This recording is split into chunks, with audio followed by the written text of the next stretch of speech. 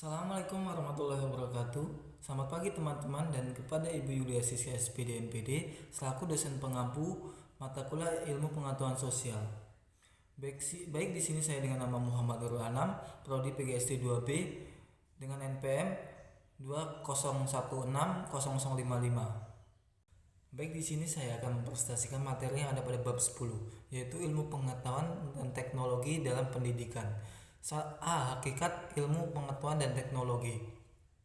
1. Definisi ilmu pengetahuan. Pada hakikatnya, pengetahuan merupakan segenap hasil kegiatan mengetahui berkenaan dengan suatu objek, dapat berupa suatu peristiwa yang dialami subjek. Buka kurung Wahana 2016-246-50. Adapun syarat-syarat ilmu menurut Fardiansah 2008-28 bagi menjadi 4. Yang pertama yaitu objektif.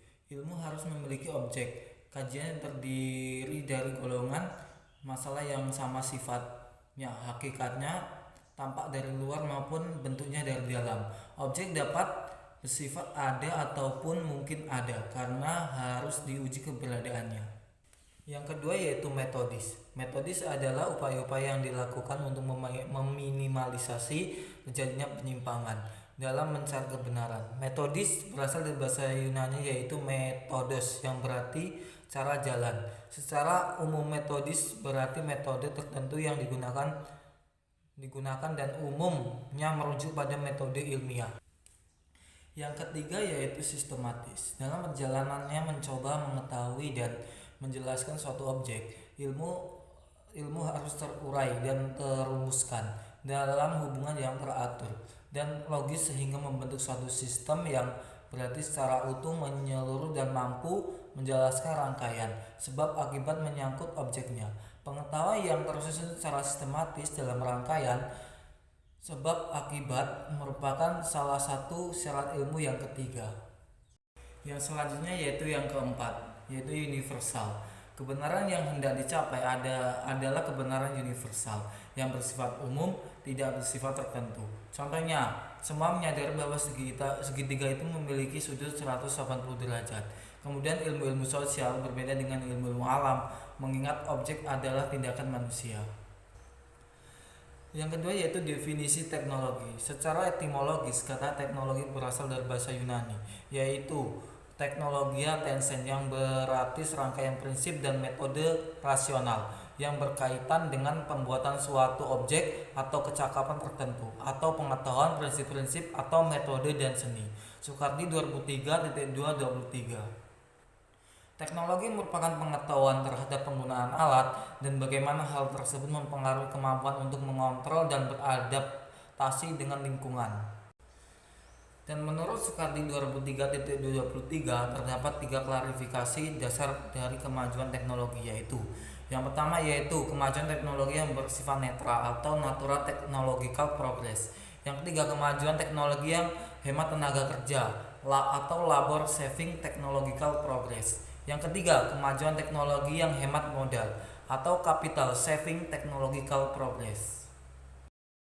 B. Perkembangan iptek di Indonesia. Wilayah Indonesia yang secara geografis berada di kawasan tropis dan lingkungan dan sekitarnya cukup bersahabat. Kondisi perkembangan iptek awalnya tergantung dari perkembangan keberadaban yang awalnya dijajah oleh bangsa lain yang umumnya berasal dari kawasan subtropis. Oleh sebab itu, ilmu pengetahuan dan teknologi merupakan sarana paling penting untuk negara berkembang seperti Indonesia.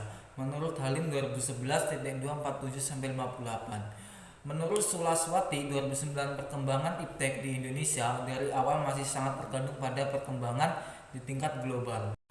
Dengan adanya kondisi iptek yang tidak tertentu arah dan tujuannya, dengan lingkungan yang tidak berubah, telah memberi kondisi yang kini berkembang dengan catatan adanya kecenderungan yaitu satu yaitu perlindungan atas produk asli Indonesia, buka kurung hak paten. Yang kedua, bencana makin sering namun terlambat teknologi penanggulangan. Yang ketiga, produk pangan beras mulai tergantung dari mancanegara, selebihnya masih tergantung impor dan lain-lain. Yang C yaitu peranan iptek bagi pendidikan. Adaptasi dan teknologi baru yang telah berkembang sudah menjadi keniscayaan untuk dilakukan dalam dunia pendidikan. Hal ini dilakukan agar generasi penerus tidak tertinggal dalam hal teknologi baru. Dengan begitu, teknologi dan pendidikan mampu berkembang bersama seiring dengan adanya generasi baru sebagai penerus. Nasution buka kurung 2011.22 mengemukakan bahwa teknologi pendidikan sebagai suatu cara yang dihasilkan khusus untuk keperluan pendidik dapat dimanfaatkan dalam pembelajaran seperti internet, TV, radio, dan telepon genggam.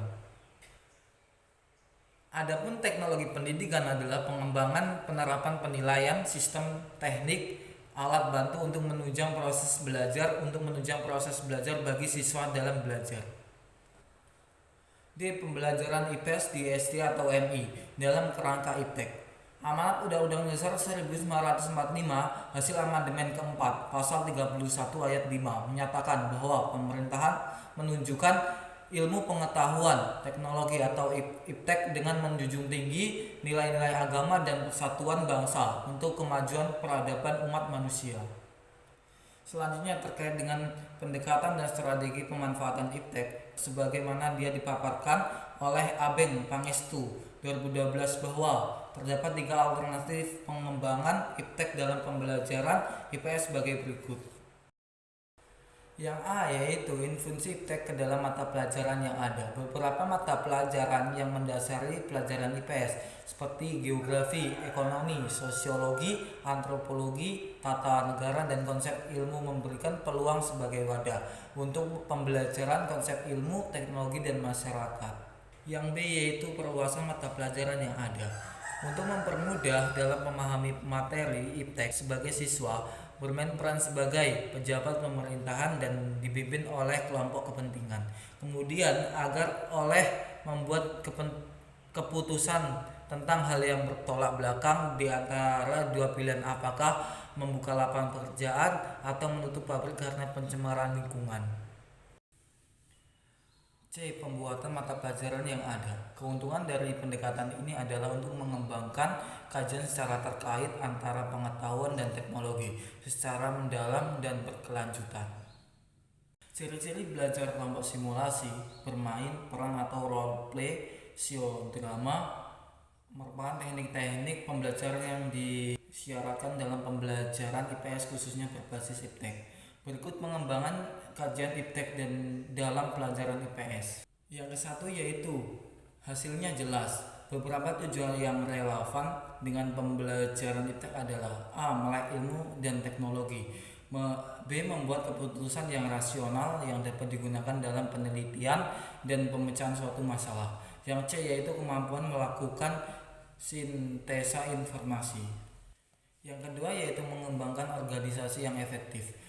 Pengorganisasian ini, pembelajaran melalui strategi ini meliputi A yaitu mengklarifikasikan isu-isu dan identifikasi kegiatan untuk pengambilan keputusan, B yaitu pengumpulan dan rimis dan data yang berkaitan dengan nilai, C yaitu rencana tindakan. Yang ketiga yaitu sistem dukungan. Sistem dukungan merupakan sarana penting bagi kurikulum dan pengajaran IPTEK dan IPS secara sinergis. Sistem ini bukan hanya dapat membantu dan memecahkan masalah dan konflik, namun lebih jauh dapat pula melayani para siswa dan dalam proses belajar mengajar. Yang keempat yaitu strategi instruksional. Salah satu unsur yang paling penting dalam pengintegrasian pelajaran IPA ke dalam IPS merupakan strategi pembelajaran yang diharapkan dapat meningkatkan kemampuan berpikir siswa dan belajar antar disiplin serta isu-isu sosial yang berkaitan dengan masalah IPS. Adapun kriteria pembelajaran IPS adalah harus menargetkan pada pembelajaran proses, mendorong siswa untuk mencari bahan berdasarkan teknologi dan informasi komputer atau TIK, serta meningkatkan kemampuan dan keterampilan siswa. Adapun langkah-langkah konkret untuk menciptakan pembelajaran IPS berbasis IPTEK yaitu dengan langkah-langkah berikut ini. A. Sebelum menggunakan internet, jelaskan terlebih dahulu kepada para siswa informasi apa saja yang diperoleh dari internet. Yang kedua yaitu untuk mengetahui pemahaman siswa, topik yang akan dicari guru dapat mengadakan kegiatan tanya jawab terlebih dahulu. Mungkin itu saja presentasi dari saya, kurang lebihnya saya mohon maaf. Saya akhiri, wassalamualaikum warahmatullahi wabarakatuh.